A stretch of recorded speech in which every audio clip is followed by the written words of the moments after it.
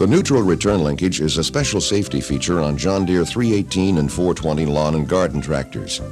It will disengage the hydrostatic transmission lever when both brakes are applied and move the lever to approximately half speed when one brake is applied for turning. This program will review the components, operation, and adjustment of the neutral return linkage. The neutral return linkage works with the hydrostatic transmission lever. When the lever is moved into forward or reverse from the neutral slot, the tractor starts to move. If the operator steps on both brakes, the neutral return linkage returns the transmission to neutral and the tractor stops. If the operator applies a single brake to turn the tractor, the linkage moves the hydrostatic transmission lever halfway back to the neutral slot. This slows the tractor to approximately half speed for a turn. The neutral return linkage is a direct mechanical linkage. If you're familiar with all the parts and the function of each, servicing the linkage will proceed smoothly and take less time. There are many parts in the neutral return linkage that move the hydrostatic lever to neutral or half speed. The parts shown in the circle will not be included in the next series of diagrams, so the linkage can be seen clearly. The function of these parts will be covered later. Other parts of the neutral return linkage are the brake rods, the pivoting link, the secondary shaft that connects the pivoting link to a J-bolt. The program will stop here so you can review the diagram and components. Push the restart button when you're ready to go on. This diagram shows the eccentric, the cam plate, and a cam follower to guide the cam plate. Another stop is provided here so you can review these components. Push restart when you're ready. The cam plate is the connection point between the neutral return linkage and the hydrostatic control lever. The relationship between the parts of the neutral return linkage when the brakes are applied is the next subject. The following series of photographs were taken of a neutral return linkage demonstration unit so the parts can be seen clearly. This shows the position of the pivoting link when the brakes are not applied. The application of both brakes causes the pivoting link to be pulled forward from 2 points, the connections from both brake pedals. This diagram illustrates the action of the secondary shaft and J-bolt when both brakes are applied. Viewing the linkage from the opposite angle on the demonstration unit, we can see the action that turns the secondary shaft connected to the J-bolt. The cam plate is pulled down by the movement of the J-bolt. Cam plate movement is guided by the cam follower. As the cam follower reaches the end of its path in the cam plate, the hydro lever, which is connected to the cam plate, is moved into the neutral position. When only one brake is applied, the pivoting link is activated from only one end, the connection from the applied brake. The secondary shaft turns in response, but it does not turn as far and the J-bolt does not move as far. The cam plate is pulled halfway down and the hydro lever is moved to the half-speed position. The tractor is slowed down to complete a turn. The neutral return linkage must be properly adjusted to operate safely and protect the operator. There are 2 common reasons you will be working on the neutral return linkage. The rear axle or hydrostatic transmission may have been removed for repair work. After all the parts are reassembled and replaced, you will have to adjust the neutral return linkage. Another common problem is a customer complaint that the hydrostatic shift lever is not returning completely to neutral when both brakes are applied. Removal for repair or replacement of a major component or system will require more extensive adjustment for proper operation of the neutral return linkage. We will review these adjustments first.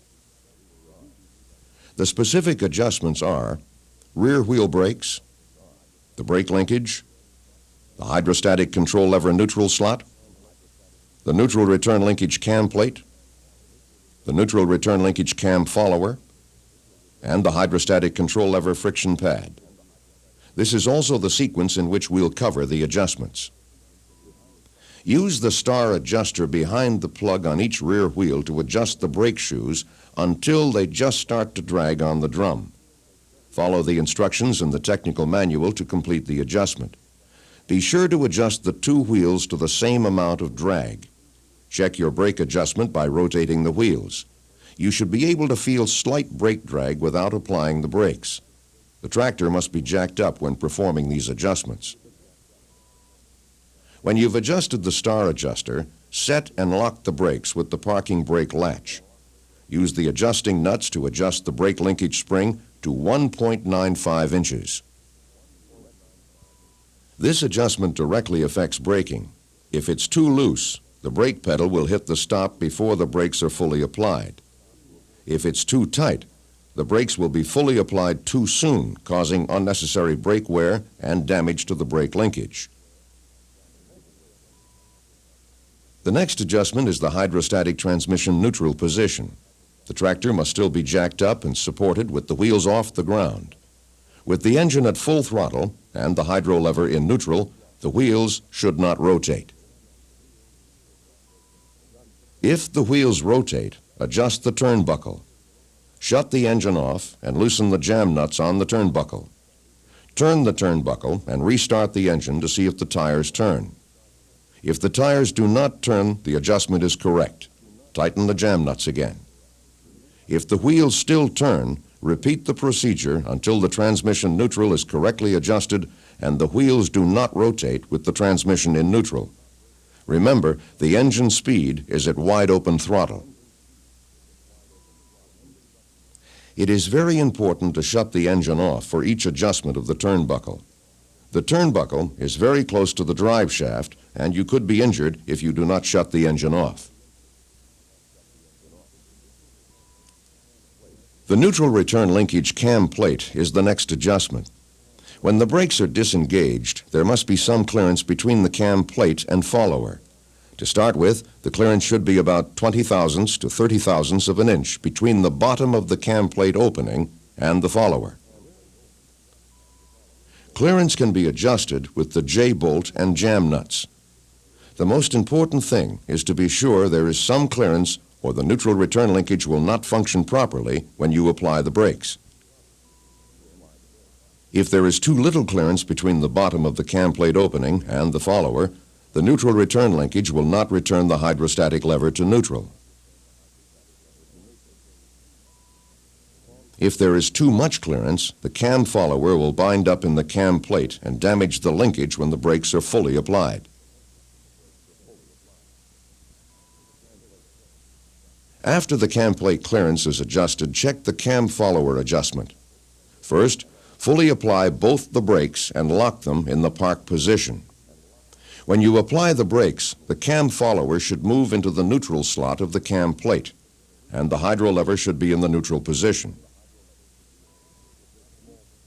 If the follower does not fall squarely in the neutral slot, use the cam plate eccentric to adjust it. Refer to the technical manual for instructions on access to the jam nut and eccentric. Loosen the jam nut just enough to move the eccentric. Then use a thin 24-millimeter wrench to turn the eccentric slightly. This changes the path of movement of the cam plate that controls the hydrostatic control lever movement when the brakes are applied. Apply both brakes and check to see if the lever returns to neutral. Adjust the eccentric until the lever returns to the neutral slot from both forward and reverse when both brakes are applied. When you complete the eccentric adjustment, go back and check to be sure you have clearance.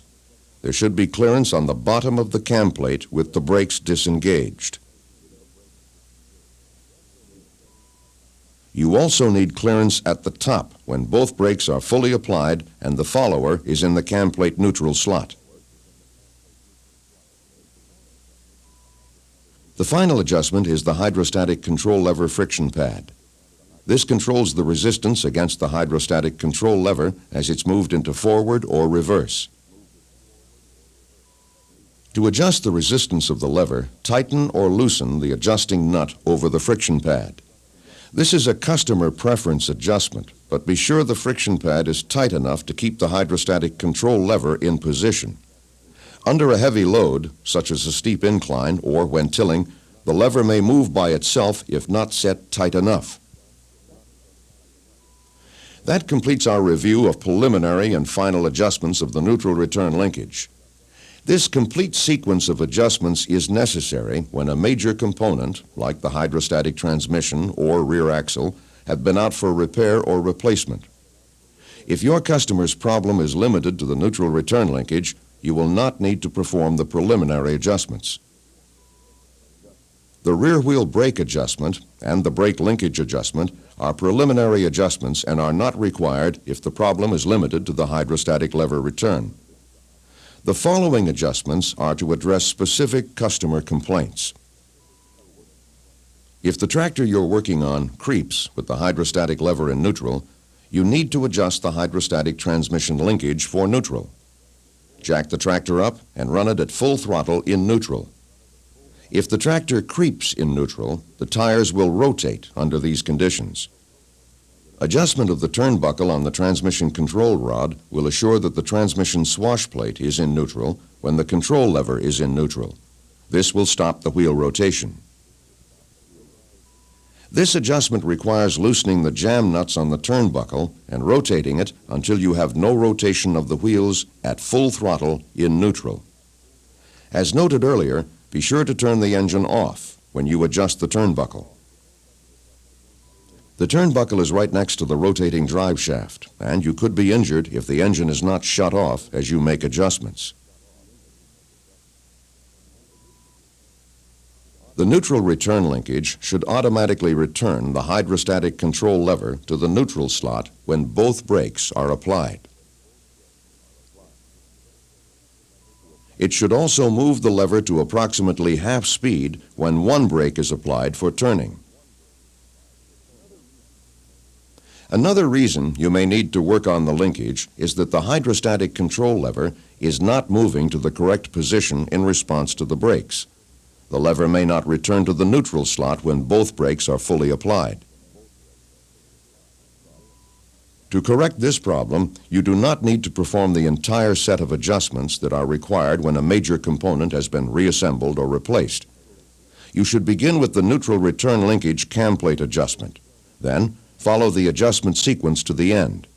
If the customer is satisfied with the friction pad adjustment, adjustment is not necessary. If the tractor you're working on will not go into neutral from either forward or reverse, the problem is probably too little clearance between the cam roller and the cam plate at the bottom of the plate. If the operator complains that he is not getting good, full braking, or he notices the console is twisting when the brakes are applied, too much clearance at the bottom is the problem. The reason the console is twisting is that there is no clearance at the top when the brakes are fully applied. Either too little clearance or too much clearance must be corrected. Adjust the J-bolt for proper clearance at both the top and bottom of the cam plate. The cam roller moves within the cam plate. There should always be some clearance between the roller and the plate at both the bottom when the brakes are disengaged and at the top when the brakes are fully engaged. The top position is the neutral slot. The bottom is where the roller rests when the brakes are not engaged. If the lever goes into neutral from one direction but not the other, the cam plate and follower adjustments are the likely cause again. The eccentric is probably not set correctly.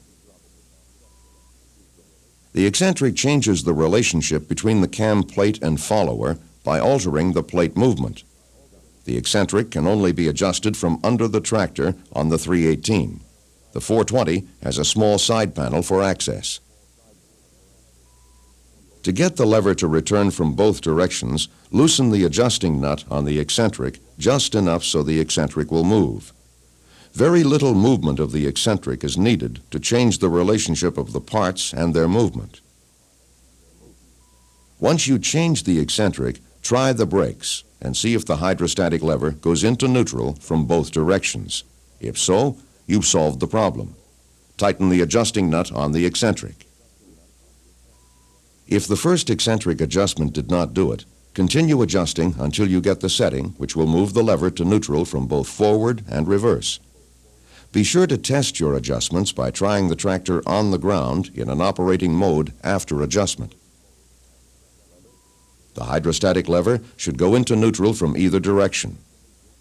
A snapping action from one direction means you probably do not have the setting correct for both directions. Continue adjusting the eccentric until movement into neutral is smooth from both directions. The shock absorber attached to the hydrostatic control lever controls the rate at which the transmission linkage moves. It prevents the transmission from shifting too quickly if the lever is jammed into forward or reverse. This protects the operator from a neck-snapping jar when the transmission control lever is moved. Once you have completed the static adjustments on the neutral return linkage, take the tractor for a test run and test it under load. Check each function of the neutral return linkage. Does the hydrostatic control lever return to neutral smoothly when both brakes are applied? Does the lever move to approximately the half-speed position when you apply one brake for turning? Does the hydrostatic control lever stay in position when the tractor is operating under load? Does the tractor remain stationary when the hydrostatic control lever is in the neutral position? If the neutral return linkage is operating correctly, you have solved the customer's problem. This linkage will provide dependable protection for the operator in both quick stop and brake turning situations on the 318 and 420 tractors. When you must remove the hydrostatic transmission or the rear axle, complete the entire set of adjustments outlined. If the problem is in the neutral return linkage, only the final adjustments are necessary.